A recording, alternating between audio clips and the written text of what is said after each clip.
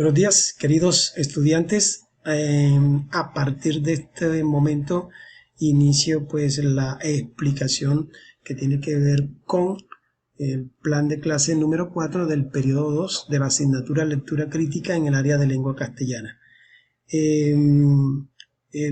Ya ustedes saben que este trabajo es con los estudiantes de los grados 1101, 1102, 1103 y 1104.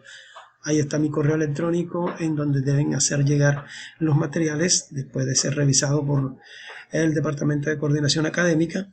Y pues a partir de este momento pues empezamos con todo el proceso de jerarquía estructural que tiene que ver con el currículo en el sentido de observar y explicar un poquito el estándar. Vamos a trabajar hoy sobre el estándar que dice: reconoce la importancia de los niveles de lectura crítica para la comprensión crítica de cualquier tipo de texto. ¿Qué es lo importante de este estándar? ¿Qué es lo que se debe aprender?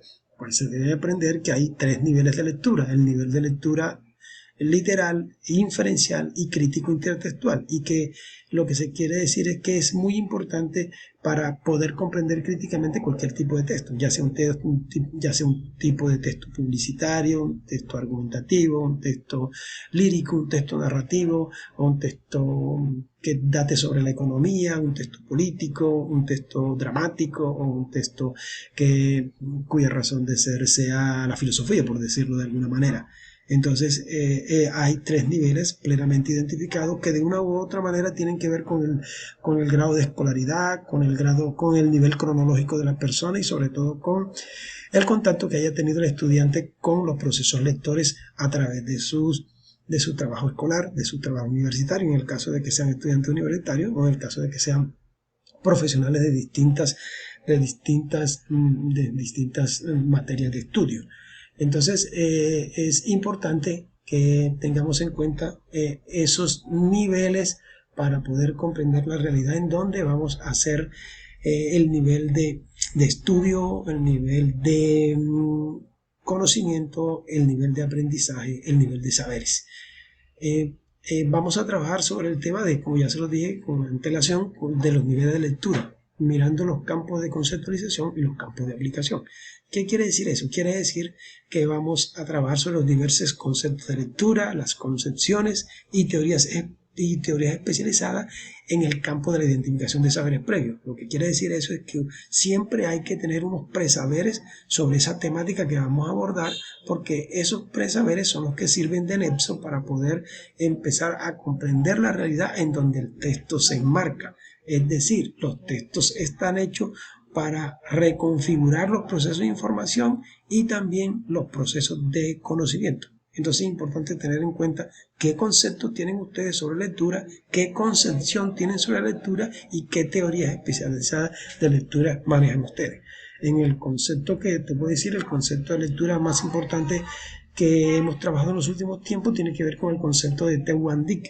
Dice que la lectura es un proceso de construcción de significados y sentidos a través de la interacción entre texto, contexto y lector. Y las concepciones de lectura tienen que ver con la perspectiva, con la manera, con la forma en que cada quien comprende la lectura. En mi caso, pienso que la lectura es el nexo, el conducto, la forma, el mecanismo, la estrategia más importante, no solo para entender la realidad, sino es la que hace posible la felicidad a partir del manejo de la información, el manejo del conocimiento y la aplicación de ese conocimiento en la solución de los problemas de la vida real y de la vida académica. Y en cuanto a las teorías especializadas, pues ese es el trabajo que han hecho los expertos a través de la historia para tener unas teorías particularizadas que den cuenta y que permitan que las personas puedan entender la lectura como un proceso teórico. En el caso de esta teoría que está en el apartado de conceptualización, que está compartida por varios autores del año 2014, Méndez Rendón, Espinal Patiño, Arbeláez Vera, Gómez y César Aristizábal, dan cuenta de que la lectura es el lugar esencial para el desarrollo y la formación óptima de jóvenes para poder enfrentar los desafíos del conocimiento. Es decir, que sin lectura no hay conocimiento. Es lo que están planteando. La lectura es la que permite el desarrollo y la formación de los jóvenes.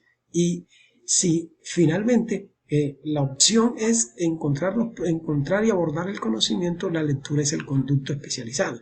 Y también dice que la lectura y la escritura son inherentes a la vida educativa. Es decir, no tú puedes educar si no lo haces a través de la lectura y la escritura. Eso está claro, porque la lectura, tú puedes leer un cuadro, puedes leer una canción, puedes leer una situación, puedes leer una sonrisa, puedes leer un sentimiento a través de los elementos que constituyen la lectura desde sus diferentes focalizaciones y desde sus diferentes niveles. Entonces es muy importante que entiendan que la lectura tiene esa capacidad para entenderlo de esa manera. Y más adelante pues miramos los niveles de lectura. Ya yo les adelanté que son tres: el nivel literal, el nivel inferencial y el nivel crítico intertextual. El nivel literal es el que hace parte de la lectura inicial, la lectura de las primeras letras, las primeras palabras, las primeras oraciones y los primeros párrafos. Pero lo importante es que detrás de ese rastreo que se hace desde la inicialidad de la lectura, lo importante de este nivel de lectura es que el muchacho debe decodificar básicamente lo que dice la información. Es decir, debe por lo menos saber cuál es el tema, cuál es el problema y cuál es la intención del texto. Esos tres elementos son importantes para recuperar la información, y se hace a través de tener presaberes, capacidad de hipotetización y poder valorar lo que se está leyendo. En el nivel inferencial ya mínimamente se tienen que hacer hipótesis y desentrañar intenciones en los textos. Es decir, ir más allá de la palabra a través de las deducciones. Es como la capacidad que desarrolla el estudiante para sacar conclusiones y para evidenciar consecuencias a partir de lo que está leyendo. Siempre sin perder de vista los elementos que el contexto brinda, los elementos culturales que están alrededor del texto y aquellos presaberes que se tienen que desarrollar en ese orden de ideas. Y tercero, el nivel crítico intertextual, que ya es el nivel superior, en donde se exige ya tener una posición crítica, una capacidad analítica, un nivel alto de reflexión para poder valorar el texto. Pero ¿cómo se valora ese texto? A través de hacer relación de ese texto con otros textos y con otras situaciones, haciendo una lectura fundamentalmente del contexto, porque ustedes saben que el contexto le da sentido al texto en la medida en que tú tienes que reconocer cuando un texto es político, cuando un texto es romántico, cuando un texto es publicitario. Eso lo da el contexto y las diferentes situaciones que se dan alrededor de ese texto. Esos son los elementos fundantes de esta manera. Ya después vamos a entrar en el desarrollo de competencias. Primeramente que ustedes conceptualicen, es decir, que ustedes consulten libros, consulten páginas en internet y sean capaces de tener su concepto sobre lectura crítica, su concepto sobre los niveles de lectura que ya allá más atrás ya se los enuncié, y los van a colocar ahí. Y después me van a buscar, me van a estructurar un ejemplo de nivel literal, un ejemplo de nivel inferencial y un ejemplo de nivel crítico intertextual, después de haber consultado, como les he dicho, libros, páginas en internet, en donde ustedes digan, listo, este texto que voy a escribir es del nivel literal porque lo que hace es esto, del nivel inferencial porque lo que hace es esto, y del nivel crítico intertextual porque lo que enuncia o hace es tal o cual cosa. Ese es en ese punto. Después, más adelante, vamos a mirar en el apartado de evaluación, que ya ahí sí vamos a mirar dos textos para desarrollarlos a partir del modelo de las pruebas saber. Es decir, hay un texto, en este caso un texto argumentativo, y desarrollamos pues el campo semántico, y de ese campo semántico se derivan 4 variables de respuesta en los cuales ustedes, después de hacer una lectura minuciosa, una lectura crítica del texto, la van a contestar. Entonces tenemos 2 textos plenamente identificados. El segundo texto también pues es modelo prueba saber, y también tiene sus respectivos campos semánticos de pregunta y sus 4 variables de respuesta. En este orden de idea, esto es muy importante porque les va a permitir acercarse de manera clara a las pruebas saber. Aquí tienen que colocar el nombre del estudiante, el nombre del grado. Voy a ser reiterativo en lo siguiente. Hemos notado que no están asistiendo a las tareas de los encuentros virtuales, y a mí me parece que es muy importante que en esos encuentros virtuales podamos ampliar a partir de las preguntas de ustedes para que después vayan a abordar ustedes el desarrollo del taller. En todos los correos que ustedes me mandan, yo les devuelvo, en los últimos días les he estado devolviendo la sugerencia de que es interesante asistir al trabajo que estamos haciendo sobre la base de una explicación, de una conceptualización, de una retroalimentación que nos va a permitir de una u otra manera que haya más claridades, haya una posibilidad más cercana de que ustedes entiendan la relación que hay entre las pruebas saber, entre lo que se pregunta y lo que se responde. En el caso particular de este punto número 4, donde dice, según el texto anterior, el concepto, abre comillas, expresiones gastadas inútiles, es contraria a. ¿Qué se está planteando aquí? Que una de las variables de respuesta es totalmente contraria a lo que se está permitiendo. Es decir, expresiones gastadas e inútiles se relaciona, si fuese utilizando el sentido de la sinonimia, pues obviamente las expresiones gastadas e inútiles es muy parecido a expresiones inoficiosas y volátiles. Es muy parecida a palabras sin sentido y sin esencia. Es muy parecida a descripciones selladas e infundadas. Pero es totalmente contraria a definiciones concretas y razonadas. Entonces, es entender el concepto de oposición en la lingüística, que es muy importante para comprender las realidades. Porque en la vida real, de cada rato nos damos con la sorpresa que hay personas que de pronto manejan la figura de la sinonimia, pero no manejan la figura de la antonimia, que esta es una respuesta que tiene que ver con el tema de sinónimo y antónimo, pero no como palabras, sino como expresiones completas. Y las pruebas a ver en tal sentido hacen ese ejercicio. Seguidamente vamos a ir a otro espacio en el cual hemos notado con verdadera, digamos, tristeza que los estudiantes no están haciendo uso de este espacio que es de vital importancia para ustedes, lo que se llama la rúbrica de desempeño.